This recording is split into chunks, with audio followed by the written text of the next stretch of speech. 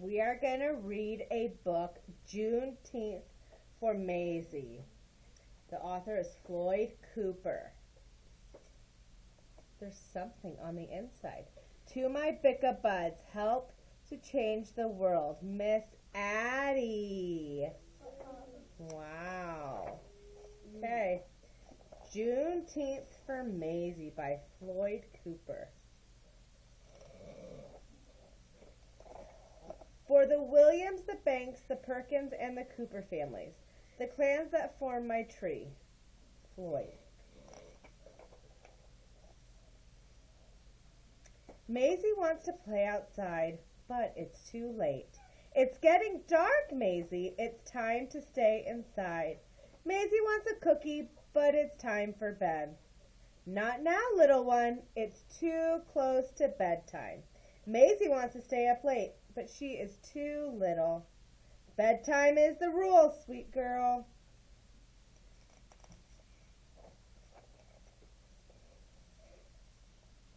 Why so grumpy, Sugar Bear? Asked Dad. I can't go where I want, have what I want, or do what I want, answers Maisie. Well, tomorrow you can have a celebration, says Dad. What are we celebrating? Asked Maisie. We will celebrate the day your great-great-great-grandpa Moses crossed into liberty.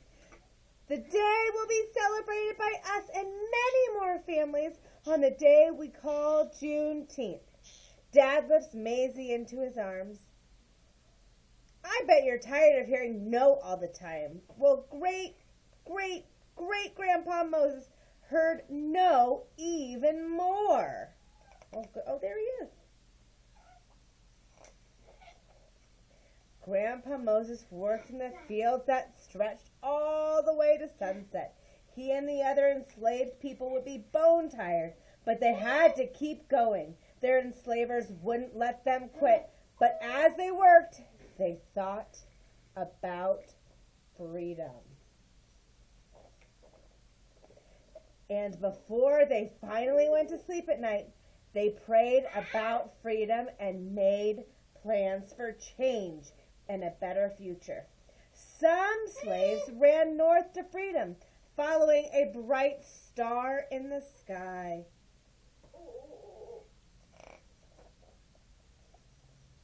They sweat, they bled, and they cried till those cries were quieted by a single proclamation from the brave president. Grandpa Moses heard that proclamation read from the balcony of the hotel on the warm June day in Galveston, Texas. Grandpa Moses heard nothing but cheers, saw nothing but happiness, and felt nothing but pride shared by all those around him. The cheers became dancing, the dancing became celebrating. It went on and on into the night. Grandpa Moses and the others had found freedom. They continued to work, but this time they were paid for their hard work. So they worked and they saved, and they never forgot the moment they heard, the moment that changed their lives forever. But things weren't perfect. Black people still struggled to stand shoulder to shoulder with white people. They still weren't treated as equals. It wasn't easy. But they never gave up, and every year on Juneteenth, they remembered. They marched for jobs, they lobbied for schools and the right to vote. They shouted for opportunity. And every year on Juneteenth, they celebrated and remembered. They learned and they grew. They forgave.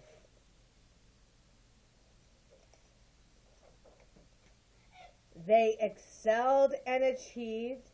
They became heroes.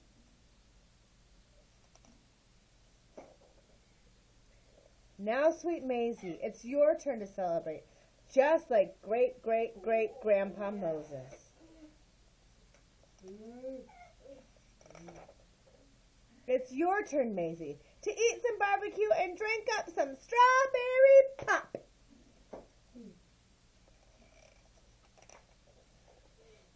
It's your turn to celebrate.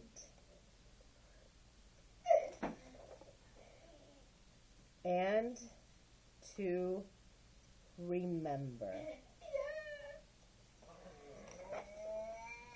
On June 19th, 1865, soldiers arrived in Galveston, Texas, announcing the end of the Civil War and the end of slavery in the United States.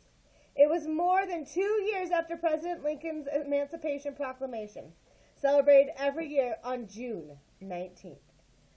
Juneteenth commemorates the announcement of the abolition of slavery and the emancipation of black citizens throughout the entire United States. Oh, look, we can meet the author. Floyd Cooper is an award-winning author and illustrator. Floyd Cooper is the illustrator of more than 90 children's books. He has received the Coretta Scott King Honor Award 3 times and the 2009 Coretta Scott King Award for illustration for The Blacker Than Berry. From the Land of the Milk and Honey was nominated for the 2013 NAACP Image Award for Literature, and These Hands was awarded the 2012 Sankey Award in Japan for Outstanding Illustration. Floyd travels extensively, sharing his talents in schools and conferences across America. He currently resides in Easton, Pennsylvania with his wife, Velma, and 2 sons, Dayton and Kai. Wow, that was a great book.